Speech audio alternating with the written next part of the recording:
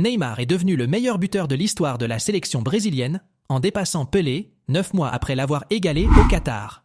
L'ancien Parisien a signé un doublé face à la Bolivie, 5-1, pour porter sa marque à 79 buts en 125 sélections. Je suis très heureux, je n'ai pas les mots. Je n'aurais jamais imaginé atteindre ce record, a expliqué le Brésilien à la presse après la rencontre. Mais je veux dire aujourd'hui qu'atteindre ce record ne veut pas dire que je suis meilleur que Pelé ou que n'importe quel autre joueur de la sélection. Richarlison est tombé en larmes après avoir été remplacé dès la 71e minute du match face à la Bolivie. L'international brésilien a été auteur d'une multitude d'occasions manquées. Il n'a toujours pas marqué depuis la Coupe du Monde. Erling Haaland croit en ses chances pour le Ballon d'Or. Je crois en moi, vraiment. Je sais que je peux encore beaucoup progresser. Je suis encore jeune. Mais oui, je crois que j'ai une chance cette année.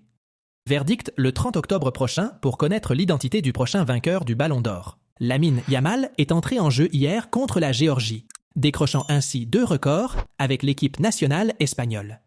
À seulement 16 ans, l'attaquant du FC Barcelone a réalisé un exploit remarquable en devenant le joueur le plus jeune à représenter l'équipe nationale espagnole et le plus jeune buteur de l'histoire de l'équipe masculine.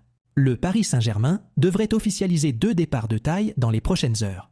Ciblés par le Qatar depuis plusieurs semaines, Marco Verratti et Julian Draxler sont, en effet, sur le point de quitter la capitale française. Verratti à Al Arabi et Draxler à Al Ahly. Une opération qui devrait rapporter 50 millions d'euros aux champions de France en titre. Dans cette optique, le quotidien français précise que le milieu de terrain devrait désormais passer sa visite médicale dans les prochaines heures avant de signer son nouveau contrat.